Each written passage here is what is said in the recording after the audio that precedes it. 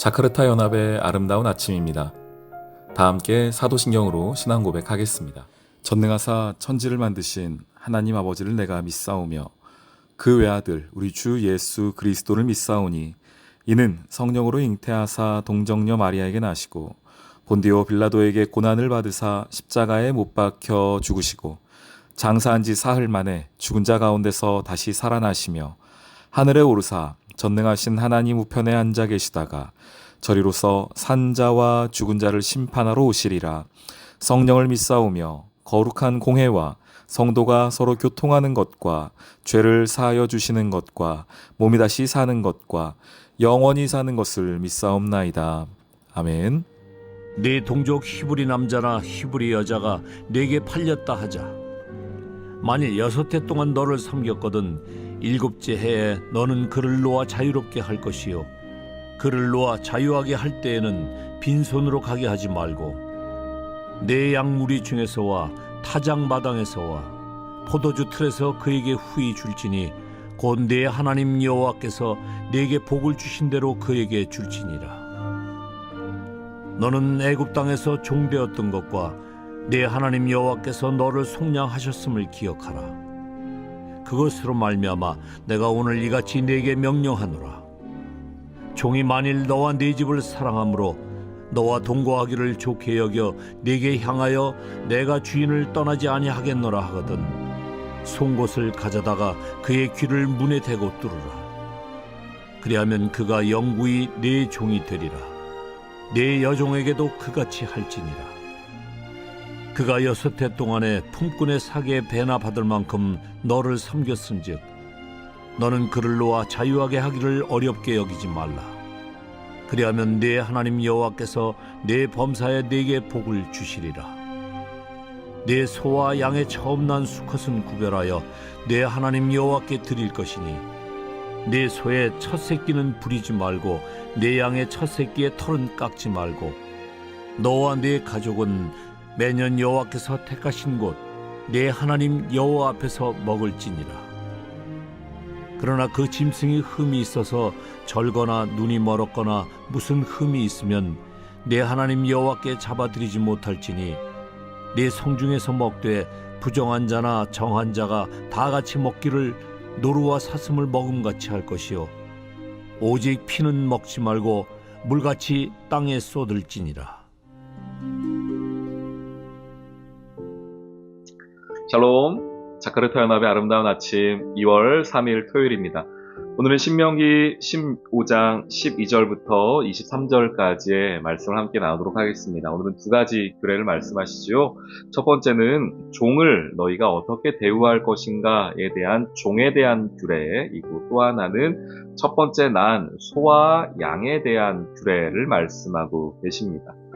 먼저 우리가 성경 전체를 놓고 이 말씀을 좀 보기 전에 성경 전체를 좀 이해하겠습니다.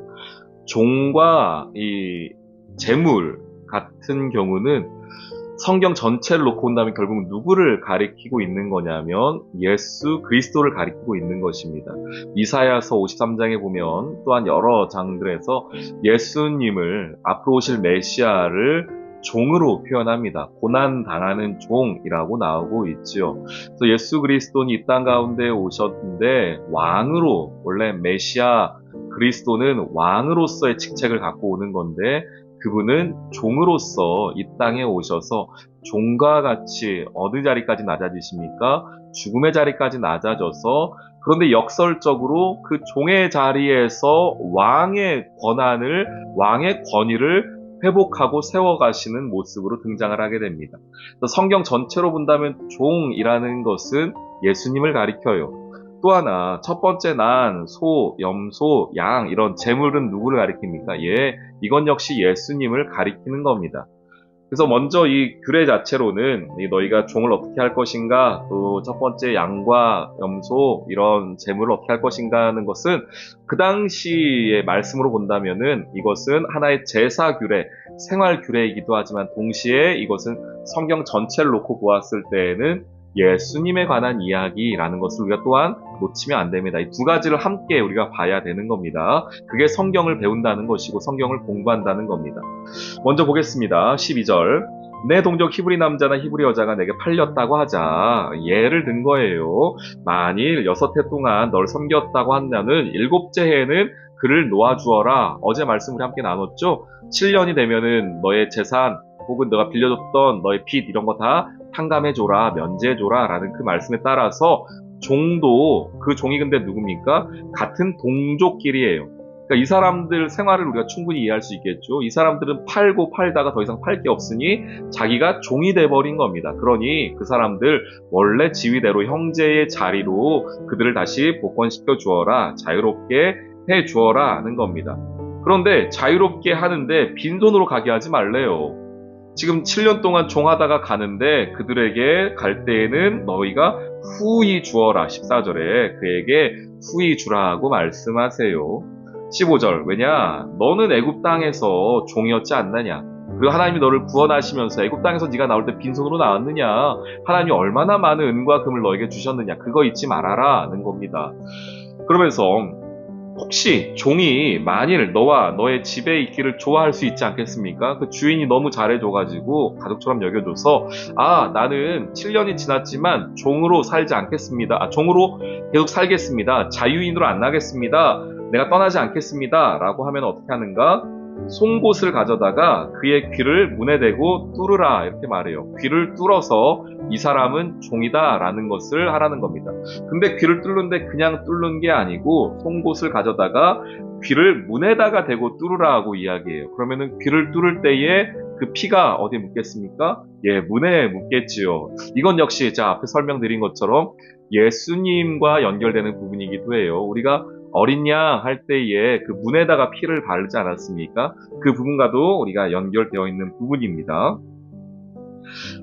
그러면은 영구하게 계속해서 영원히 너의 종이 되리니 여종에게도 그렇게 해라 라고 말씀하고 계세요. 그래서 이 종은 7년마다 회복이 되는데 만약에 영원히 그 사람이 스스로 종이 되겠다고 하면은 귀를 뚫어서 너희 집에 종으로 삼아라 하고 말씀하시는 거예요. 이 귀가 뚫리는 이 행위는 무엇을 나중에 우리가 또 알게 되냐면 제사장을 세울 때 보면은요, 여러분 제사장에 세울 때 보면은 피를 가져다가 귀에다가 찍습니다. 그리고 엄지손가락, 엄지발가락에다 오른쪽 엄지발가락, 엄지손가락 다 찍어요. 피를 찍어요. 그게 뭐냐? 이 사람은 하나님의 종입니다 라는 뜻이거든요. 이 마찬가지예요. 송곳을 귀에다 뚫는 것과 마찬가지로 종으로 살겠다는 뜻을 그 제사장들에게 이 귀에다가 엄지손, 우리 엄지발가락에 피를 찍음으로써 이 사람은 하나님의 종입니다. 하나님의 것입니다. 라는 것을 나타냅니다. 언젠가 우리 어떤 목사님들께서는 옛날 우리 선배 목사님들께서는 신학의 선배님들께서는 귀도 함부로 뚫지 말아라고 말씀하셨다고 해요. 이 이유 때문이라고 하시더라고요. 네가 누구 종이냐? 뭐 이렇게 말씀하시면서 귀 함부로 뚫지 말아라고 말씀하셨대요. 그만큼 이 말씀을 대로 살려고 노력하셨던 건데 저는 더 중요한 것은 예수 그리스도께서 스스로 종이 되어셨던 그 모습을 저는 이 말씀을 통해서 보게 되고 또 하나 예수님께서 그렇게 종으로 사셨으니 그렇게 구원받은 저와 여러분이라고 한다면 스스로 주님의 종으로 사는 것이 맞지 않겠느냐. 저는 이 아침에 여러분께 이 말씀을 좀 드리고 싶어요. 그래서 옛날에 종들은 이렇게 했다더라가 아니고 예수님이 이렇게 종이 되셨고 그 구원하심으로 그 종되심으로 말미암아 우리를 구원하셨으니 그러면 이제는 나도 그렇게 종으로 살아가야 하는 것 아니겠는가를 오늘 이 아침에 여러분과 나누고 싶습니다. 또 하나 19절부터는 소와 양의 첫 번째 낳은 것을 첫 새끼에 관한 이야기를 하고 있습니다. 이것은 무엇입니까? 첫 새끼는 하나님의 것이다 하는 거예요. 내 하나님 여호와께 드려졌다라는 것입니다. 이것은 하나님 앞에 내년마다 제물로 제사로 드려져서 이것을 20절에 보면 너와 내 가족은 매년 여호와께 택하신 곳에서 이 첫 번째 양과 첫 번째 소를 함께 먹는 것을 보게 됩니다. 그렇게 하여서 이 첫 번째 양과 첫 번째 소로 말미암아 하나님과의 회복을 누리게 되는 것이고 그 공동체가 기쁨을 누리게 되는 것입니다. 그런데 23절 한번 보시면은 고기는 다 먹는데 23절 보세요. 오직 피는 먹지 말고 물같이 땅에 쏟아라 하고 말씀하세요. 무엇이 좀 그려지십니까, 여러분? 십자가에서 예수님이 자신의 피와 물을 쏟으셨던 그 장면이 떠올리시지 않습니까? 그래서 이 말씀은 단순히 첫 번째 게 하나님 거다라는 것, 그것을 넘어서는 예수 그리스도에 관한 이야기를 계속하고 계신 거예요. 그 예수 그리스도가 누굽니까? 아버지의 아들이셨는데, 왕이셨는데, 스스로 종이 되셔서 자신의 피까지 쏟아주신 그 예수 그리스도를 오늘 이 말씀이 저와 여러분에게 해주고 있는 겁니다. 그러면서 말씀하시는 겁니다. 그렇다고 한다면, 그렇게 구원받았다고 한다면은 이제는 너희가 스스로 종이 되어서 하나님 말씀대로 살아야 되지 않겠느냐? 너희가 이제 하나님의 그 은혜대로 살아야 되지 않겠느냐? 라고 이 아침에 말씀하시는 것이죠. 오늘 하루 예수님의 종으로 사십시오. 스스로 귀를 뚫는 마음으로 주님의 종으로 사십시오. 예수님께서 피와 물을 다 쏟으셨던 그 어린 양, 첫 열매, 첫 새끼 되셨던 것처럼 내 안의 모든 것을 주님께 드리는 그런 마음으로 오늘 하루를 사십시오. 그것이 구원받은 자로서 마땅히 살아내야 할 오늘의 모습인 줄 믿습니다. 오늘 이 하루도 주님의 종으로 또 내 모든 것을 쏟아내 드리는 하나님의 자녀로 사시는 저와 여러분 되시길 주님의 이름으로 축원합니다. 아멘. 오늘의 기도. 이 세상의 가장 낮은 종의 모습으로 오신 예수님, 죽기까지 낮아지심으로 우리를 구원하신 그 사랑을 따라서 우리도 주님의 종으로 오늘의 시간을 살아가게 해주세요. 나보다 남을 낮게 여기며 사랑의 종으로 주님을 닮아가는 제자 되기를 소망합니다. 예수님의 이름으로 기도합니다. 아멘.